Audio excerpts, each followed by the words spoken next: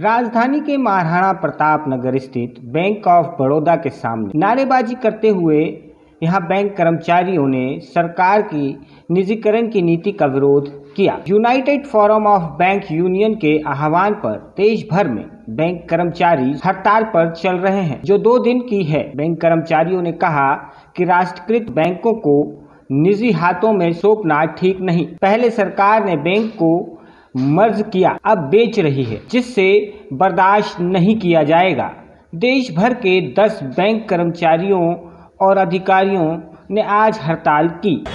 जी, हमारा ये 2 दिन का प्रदर्शन है, जो कि बैंकों को जो ऑल इंडिया है, बैंकों की 2 दिन की ऑल इंडिया स्ट्राइक है। ये इस कारण है कि बैंकों का जो प्राइवेटाइजेशन किया जा रहा है और हमारे वित्त मंत्री के जो आदेशानुसार और उनकी जो विचारधारा है उसके अनुसार ये जो बैंकों का प्राइवेटाइजेशन हो रहा है, इसका हम घोर विरोध करते हैं। और उसी के संबंध में ये 2 दिन की स्ट्राइक कर्मचारी यूनियन के द्वारा, यूएपीयू के द्वारा की गई है, क्योंकि सरकार हमारी बात नहीं मान रही है और उनका पूरा इरादा है कि 2 बैंकों का प्राइवेटाइजेशन अभी करेंगे और इसके बाद आगे भी ये प्रक्रिया जारी रहेगी। चूंकि नेशनलाइज्ड बैंक से हम संबंधित हैं और सभी नेशनलाइज्ड बैंक अच्छी तरह काम कर रहे हैं। पहले 3 बैंकों का, 2 बैंकों का मर्जर किया गया, आपस में उनको जोड़ के एक किया गया, लेकिन अब सरकार को वहां भी उनकी इच्छा पूरी नहीं हुई। अब बैंकों का प्राइवेटाइजेशन कर रही है। तो चूंकि प्राइवेटाइजेशन करने के बाद ऐसा कोई फर्क पड़ जाने वाला नहीं है, क्योंकि नेशनलाइज्ड बैंक ये बहुत पुराने समय से सब नेशनलाइज और अच्छा काम कर रही है और जो कुछ भी है वो बेहतरीन चल रहा है। लेकिन सरकार चूंकि हमारे इस तरफ कदम उठा रही है, तो हम इसका पुरजोर विरोध करते हैं और अभी 2 दिन की स्ट्राइक की है। आगे भी हमारी ये हड़ताल जारी रहेगी, क्योंकि हमारे जो साथी हैं उन लोगों को ये जो है प्राइवेटाइजेशन के बाद कई तरह की जो है कठिनाइयों का सामना करना पड़ेगा, क्योंकि प्राइवेट बैंकों का अपना एक सिस्टम होता है जो प्राइवेट हाथों में बेच दी जाती है, तो उनका जो मैनेजमेंट का काम चलता है, तो सरकार का जो स्टेक है उसमें खत्म हो जाता है। तो आज सीधे चूंकि नेशनलाइज्ड बैंक है, उन पे सरकार का स्टेक है, तो सरकार का कुछ रहता है, सरकार का प्रभाव रहता है। लेकिन अब सरकार अपना प्रभाव ये खत्म कर रही है और ये इन बैंकों को बेचने जा रही है, जो कि हम इसको उचित नहीं मानते, ना यूएपी उचित मानता है। इसलिए हम लोग ये विरोध कर रहे हैं और आगे भी हमारी काम चलता रहे। आपकी क्या मांगे हैं सरकार? हमारा सिर्फ ये मांग है कि इन बैंकों को प्राइवेट न किया जाए। बैंक भाई इस तरह के बैंक प्राइवेट न करे। बैंकों को अगर कोई कमजोरी दिख रही है, उनको लगता है कि बैंक को कमजोरी है, तो सरकार के पास तो 50% से ज्यादा शेयर है, सरकार का पूरा हक है, तो सरकार उसमें सुधार कर सकती है और इतने सालों से सुधार करती आ रही है। लेकिन अगर प्राइवेट हाथों में दे देना ये उसका कोई हल तो नहीं है। आपका नाम और डेजिग्नेशन बता दीजिए। मेरा नाम तरुण कुमार ठौरे है और मैं यूनिवर्सल टेलर हूँ, कैशियर्स हूँ बैंक ऑफ बड़ौदा में। Thank you. निजीकरण बंद नहीं हुआ तो लंबे आंदोलन के लिए भी हम तैयार हैं। आपको बता दें कि पिछले महीने पेश किए गए केंद्रीय बजट में वित्त मंत्री निर्मला सीतारमण ने सरकार के निवेश कार्यक्रम में अगले वित्त वर्ष में सार्वजनिक क्षेत्र के बैंकों के निजीकरण की घोषणा की है। लेकर 4, 9 और 10 मार्च को बैंक यूनियन के प्रतिनिधियों अतिरिक्त मुख्य श्रम आयुक्त के साथ बैठकें की। इसके बाद 2 दिन की हड़ताल का फैसला लिया गया। भोपाल से सर्च स्टोरी के लिए अमित सैन की रिपोर्ट।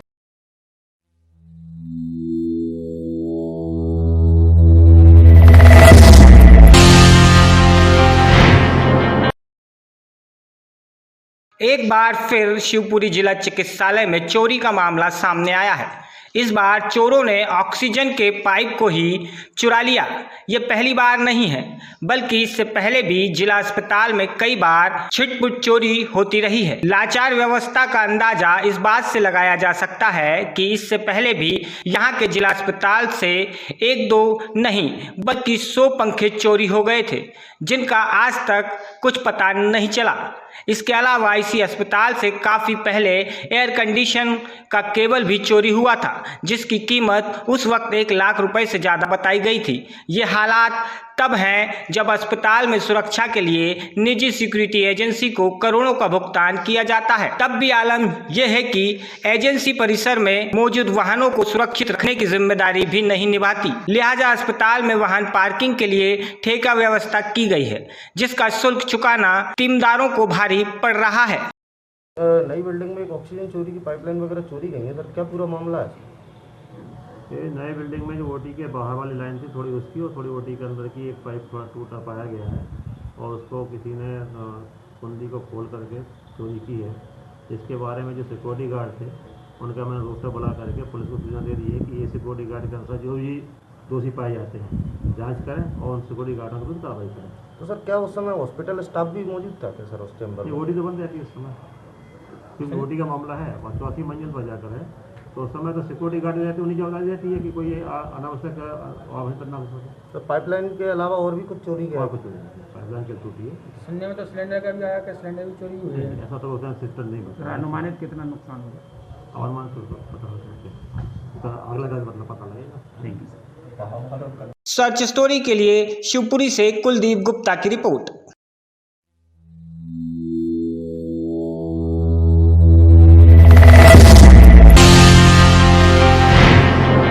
मध्य प्रदेश के शिवपुरी में United forum of bank union के बैनर तले विरोध प्रदर्शन किया गया और निजीकरण के विरोध में नारे लगाए गए। यहां कर्मचारियों ने बैंक का कामकाज पूरी तरह ठप रखा।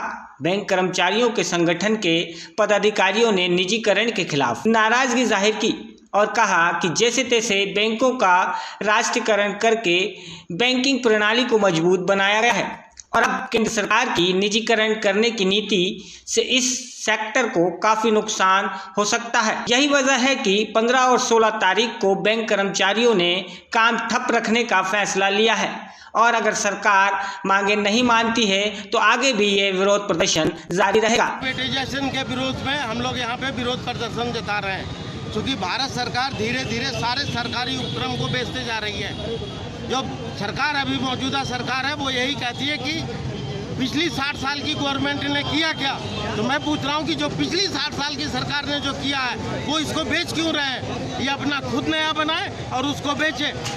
आप कब तक इस तरह विरोध प्रदर्शन जारी रखेंगे? जब तक सरकार जो है हमारी मांगे मान नहीं लेती, क्योंकि हम सरकार को वर्षों के बनाए गए उपक्रम को हम बिकने नहीं देंगे।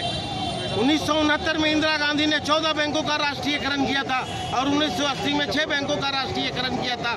इन बैंकों के राष्ट्रीयकरण से जो देश का विकास हुआ है, पहले इस देश में दूध की कमी थी, इंदिरा गांधी ने श्वेत क्रांति करके देश में दूध की पैदावार बढ़ाई। बैंक का काम कब तक ठप रहेगा? 15 और 16 तारीख को बैंकों में, पूरे देश की बैंकों में पूर्ण रूप से कामकाज ठप रहेगा और यदि आवश्यकता पड़ी, सरकार यदि हमारी मांगे नहीं मानी तो हम आगे भी हड़ताल करेंगे। इस हड़ताल में कितने बैंक शामिल हैं? इस हड़ताल में देश की सभी नेशनलाइज्ड बैंकें शामिल हैं और ये हड़ताल बैंक अपने लिए नहीं कर रही है, ये हड़ताल देश की आम जनता के लिए की जा रही है। ये जो प्राइवेटाइजेशन है, साथियों आप खुद समझ। शिवपुरी मध्य प्रदेश से सर्च स्टोरी के लिए कुलदीप गुप्ता की रिपोर्ट।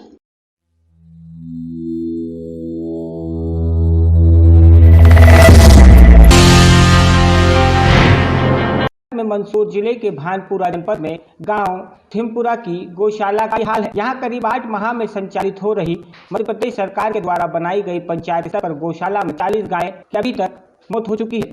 भूख से तड़प कर और अभी भी लगभग दर्जन भर गायों की हालत नाजुक है। दरअसल मध्य प्रदेश शासन द्वारा सड़कों पर दर दर भटक रही गायों के लिए पंचायत स्तर पर गौशाला निर्माण तात्कालीन कांग्रेस सरकार ने लागू किया था, लेकिन जिसकी मांग थी मंदसौर जिले के सुसावर विधानसभा के विधायक एवं वर्तमान में भाजपा सरकार में कैबिनेट मंत्री हरदीप सिंह डांग, जो गौ भक्त माने जाते हैं, उनकी यह मांग कमलनाथ सरकार ने अपने घोषणा पत्र में भी ली थी और कहीं गौशालाएं बनवाई भी, लेकिन उन्हीं के गृह जिले के गायों को चारा तक नसीब नहीं हो पा रहा है और गौशालाओं की दुर्दशा काफ़ी दयनीय है। आपको बता दें कि ग्राम निमथुरा में 29 जुलाई 2020 को गौशाला का उद्घाटन हुआ। गौशाला का उद्घाटन क्षेत्रीय विधायक देवीलाल धाकड़ ने किया था। निमथुरा गांव की गौशाला, जिसे लगभग 130 गायें हैं, तो भूख प्यास के कारण 40 गायें अभी तक मौत के मुंह में समा चुकी हैं। पंचायत के जिम्मेदार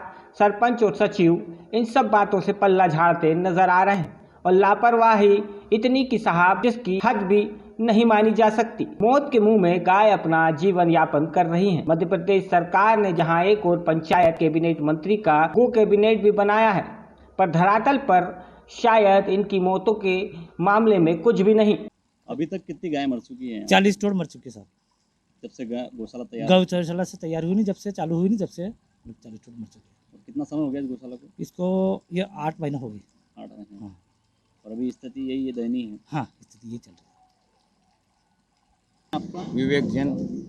क्या स्थिति है गौशाला की और आपने किसी से बात करी अभी तक? इसमें हमने ग्राम पंचायत सचिव श्यामलाल जी जोशी से बात की, मोबाइल के द्वारा बात की गई। उनके द्वारा यह कहा गया कि हम मेडिकल पे चल जाएंगे, आप आपके स्तर पे ये काम निपटा लो। आप समिति में हैं? हम समिति में नहीं हैं। क्या स्थिति है गौशाला की? गौशाले की दयनीय स्थिति है। लगभग गांव में चर्चा के अनुसार रोज 2 या 3 मर रही है। कितने दिन से चारा नहीं है? अब इसका पता हाँ, पर 20 दिनों से लगभग चारा खत्म है। क्या नाम है आपका और गौशाला आए तो आपने क्या देखा है? मेरा नाम है प्रहलाद कन्हैयालाल राठौर निमतूर। और मैं गौशाला में जब यहाँ आया तो मैंने देखा कहाँ ये चारा वारा नहीं है यहाँ पर। गौशाला में 2 गायें परत भी पड़ी हुई है, जिसके बाद में और चारा की समस्या है। जिम्मेदार ध्यान देते हैं जिम्मेदार मैं तो पहली बार ही आया हूँ यहाँ आज, और इसकी जिम्मेदारी संभालना भी चाहता है, ऐसी बात नहीं है। ये स्थिति है कि अभी ये चारा कुछ भी नहीं है। 8-15 दिन से मैं चला रहा हूँ गाय के लिए, चारा के लिए कोई भी चारा की ध्यान नहीं दे रहा है। समिति वाले दे रहे, ना सरपंच दे रहा, ना मंत्री दे रहा ने। ये एक ट्राली मैंने मकसूद भाईजान का ट्राली से ये धनिया का पेड़ा डलाया, तो वो अभी खा के ख़त्म हो गया सब। तो कुछ ग्रामीणों का ये भी कहना है कि यहाँ जब चारा है नहीं तो 15 दिन से गौ क्या खा रही है? तो शुक्ला है था ना, शुक्ला एक टाइम डालता हूँ, एक टाइम 24 घंटे में 24 घंटे में एक टाइम डालता। कितनी गाय है आपके पास? 130। 130 में एक टाइम में गाय का हो जाती पूर्ति? अब क्या करो, जो है जो मैं तो डालने जा गया नहीं। दुधारू कितनी है? दुधारू इसमें 8 गाय है। 8 गाय। हाँ, मैं तो दूध भी नहीं निकालता हूँ, सब यानी बच्चे बच जाते हैं, शाम को खर खिला देता है उनको, तो बच्चा था और कुछ रहो, अपन तो कुछ भी नहीं करते। अभी उनका क्या कहना है? सचिव सरपंच का क्या कहना है? अभी आए थे वो, जो उन्होंने यो प्रस्ताव पास किया सब मीटिंग वाला के, जब भी उनको उनका नाम पता ले गए उनका कि उनको शाम को कल मीटिंग में बुलाएंगे। समिति में कितने लोग हैं? ये 18 लोग हैं। और समिति कब की बनी है? कब की? 6 महीना की बनी तक की है। और गौशाला कब से संचालित हो रही है? उसी महीने से 1 तारीख से हो गई थी। अभी गौशाला में 10 से 15 रोज में कितनी गायों मर चुकी है? अभी बार मतलब 5 टोट मर चुके हैं। काय के कारण मरे? ये भूख की मारो, बीमार के हो, कुछ भी हो, जो भी हो, जो अपन तो है नहीं। अपन 1800 रुपये की दवाई लाके इनको यहाँ पर ये पड़ी। 2 गायें गौशाला के बाहर भी बिल्कुल हाँ, बिल्कुल मस्त अवस्था में है। हाँ, मस्त अवस्था। तो ये क्या कारण? भूख के कारण है कि और कुछ? ये भी कभी या तो ये उनको पता नहीं है कि भूख के कारण उसको चारा मिलता, चारा भी बोले खाती, पानी पीती, सब कुछ करती है। डॉक्टर आते हैं यहाँ पे? आता नहीं, मैडम आती है नहीं। मैडम आज सुबह फ़ोन किया मैंने कि मैडम आओ आप। मैंने 38 रुपये की 38 रुपये की दवाई पड़ी अभी ला रखी मैंने, तो उन्होंने किया मैं कल हूँ आदमी आ पाई। क्या नाम है आपका? मेरा नाम दुर्गा शंकर है। यहाँ पर छाँव की व्यवस्था क्या है इसके अलावा? इसके अलावा छाँव की व्यवस्था तो कुछ भी नहीं है। 1-2 झाड़ है कैंडी का और कुछ भी नहीं है। मैडम ने नेट की बोली थी, नेट यहाँ पर समिति के सदस्य आते हैं देखने के लिए? कुछ भी नहीं आते साहब। सरपंच सचिव ये आते हैं सब बार। अब 8-15 दिन से आ नहीं भी रहे, पहले तो आते। अभी तो चारा खत्म होने के समय आ नहीं रहे। 8-15 दिन हो गए इनको आए थे। फिर सचिव कौन है? श्याम जी जोशी। और सरपंच? दूलीचंद जी, ऊपर के घर वाले सरपंच तो गुड्डी भाई। और डॉक्टर का क्या नाम है? यार वो मैडम का तो नंबर है मेरे पास, मैडम नाम नहीं है। कौन सी गौशाला है ये? लक्ष्मी नाथ निमतूर। मंदसौर से सर्च स्टोरी के लिए सत्यनारायण बैरागी की रिपोर्ट।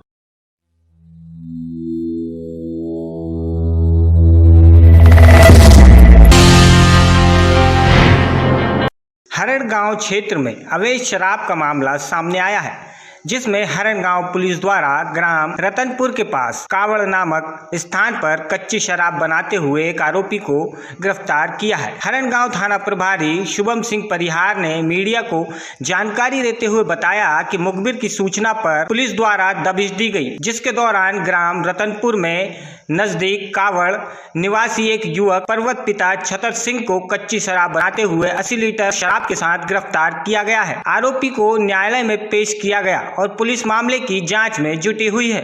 रतनपुर के पास एक कावड़ गांव है, वहाँ पर मुखबिर से सूचना मिली थी कि एक व्यक्ति है जो अवैध रूप से शराब बेच रहा है रखे हुए अपने पास कच्ची शराब। तो कांवड़ में जाके दबिश दी थी। वहाँ पे दबिश के दौरान 80 लीटर शराब जब्त हुई है पर्वत से। पर्वत पिता छतर सिंह नाम है उसका। नहीं, उससे पूछताछ करी आरोपी से तो उसने बताया कि वो स्वयं ही बनाता था। तो उसके यहाँ पे गए थे, दोबारा उससे पूछताछ की थी तो उसके जो खाली डिब्बे पड़े थे जिससे उसने बनाता था, उसने एक भट्टी बना रखी थी। तो उसके वो काले खाली पीले जो डिब्बे थे उनको वापस से जब्त किया है। और जहाँ पर वो भट्टी बनाता था महुआ से, बताया उसने महुआ से लान से भट्टी जला के शराब लाना बताया बनाना। सच स्टोरी के लिए खातेगांव से सत्तार खान की रिपोर्ट।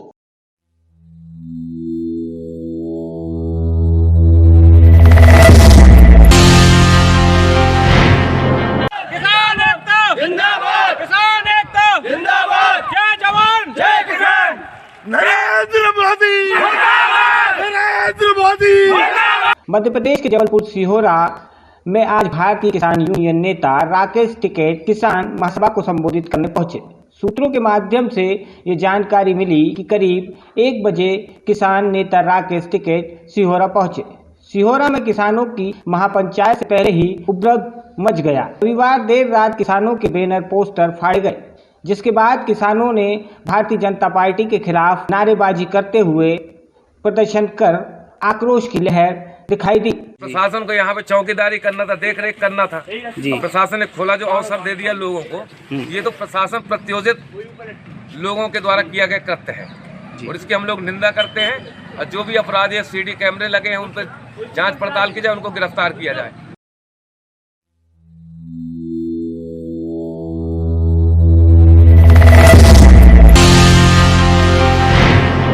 नरसिंहगढ़ जिले के नरसिंहगढ़ ग्रामीण क्षेत्र कुंवर, कोटरी व मंडावा में शुक्रवार शाम हुई बारिश और ओलावृष्टि से खराब हुई फसलों को देखने खेतों में किसानों के बीच राजगढ़ संसदीय क्षेत्र के सांसद रोडमल नागर पहुंचे और कुंवर कोटरी में किसानों की खराब हुई फसलों का निरीक्षण कर किसानों को सरकार की ओर से हर संभव मदद दिलाने का भरोसा दिलाते हुए किसानों को मदद पहुंचाने का आश्वासन भी दिया। राजस्व व कृषि विभाग के अमले से सर्वे करने का आदेश देते हुए मौके पर कलेक्टर को फोन कर स्थिति से अवगत भी कराया। राजगढ़ से सर्च स्टोरी के लिए राजेश भंडारी की रिपोर्ट।